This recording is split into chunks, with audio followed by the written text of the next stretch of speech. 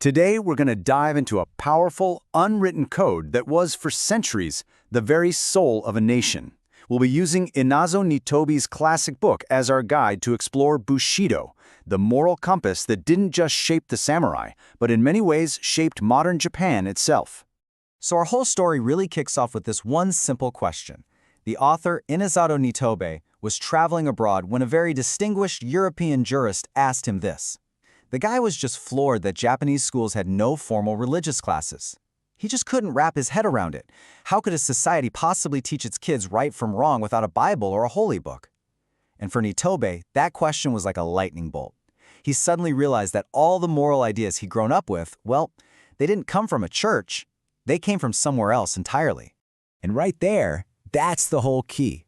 The answer wasn't some ancient text collecting dust on a shelf. It was a living, breathing set of principles, passed down from one generation to the next. It was the spirit of the warrior class. It was Bushido. All right, so to really understand Japan's moral landscape back then, we first have to get a handle on this powerful, almost invisible force. What exactly was this unwritten code? Well, the word itself gives us a huge clue. Bushido. It literally breaks down to military knight ways. Think of it as the code of conduct, the rules of the road for the samurai. It told them how to behave not just on the battlefield, but in every single part of their lives. Now this is absolutely crucial to understand. Bushido was never officially written down. There was no single rule book, no one person who invented it. It was an organic thing that grew over hundreds of years of military life. It was a code, as Nitobe so beautifully puts it, that was written on the fleshly tablets of the heart. You learned it by watching, by doing, and by listening to stories, not by reading an instruction manual. So where did all these ideas come from? Well, this code drew its strength from three main philosophical wells. You had Buddhism, which gave the samurai a kind of calm acceptance of their fate. Then there was Shintoism, which brought in this deep sense of loyalty and patriotism. And finally, Confucianism provided the blueprint for how people should treat each other. You mix all those together and you get the very pillars of the samurai character. So let's take a closer look at those pillars. What were the core virtues that really defined who these warriors were? First up, and most important of all, was rectitude. You can think of it as justice, or just doing the right thing. It was the absolute bedrock of their character, the ability to see the right path and to walk it no matter what. And just listen to this quote. It says that rectitude is the bone that gives a person structure. Without it, all the skill, all the talent, all the knowledge in the world, it means nothing. You couldn't be a samurai without it. It was the skeleton that held everything else up. And in the real world, this meant they had zero time for sneaky tactics or dishonest dealings. A samurai's path was supposed to be straight and true. And this sense of honor was so deep, so ingrained, that it even applied to how they treated their enemies in a fight to the death. Now, built right on top of that foundation of justice was the next pillar, courage.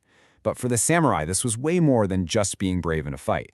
It was a spirit of both daring and bearing, having the guts to act, but also the strength to endure. And Confucius really nailed the definition for them. See, true courage wasn't about being reckless. It was tied directly to rectitude. Knowing what's right and then actually doing it, that was real courage. To just throw your life away for no good reason, that was considered a dog's death.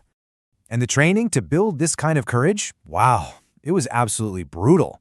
Young samurais in training were pushed to the absolute edge. They were deliberately starved, exposed to freezing cold, and sent on these terrifying solo missions to creepy places like graveyards or execution grounds, all to master their fear. It was an incredibly tough system designed to forge nerves of steel. But here's the twist. You'd think all this harsh training would just create cold-hearted killers, right? Well, it was balanced by a virtue that seems like the total opposite, benevolence. This idea of mercy and compassion, known as the tenderness of a warrior, was seen as the highest quality a person could have. And this is where we get to that amazing paradox at the heart of the samurai. Strength wasn't an excuse to be cruel. In fact, it was the very thing that made true mercy possible. A warrior held the power of life and death in his hands.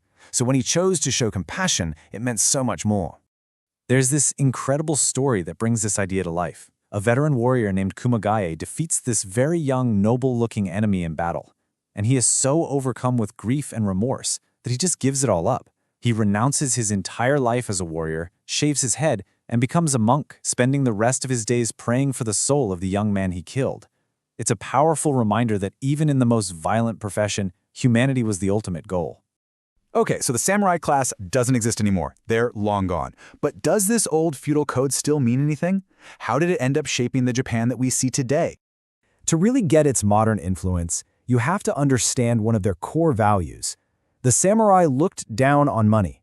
They completely disdained it. In the social pecking order, merchants were way down at the bottom.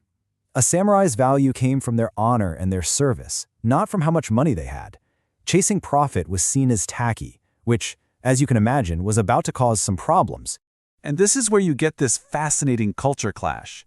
When Japan opened up to the rest of the world, that Bushido ideal of honor for honor's sake slammed right into the Western business motto of honesty is the best policy.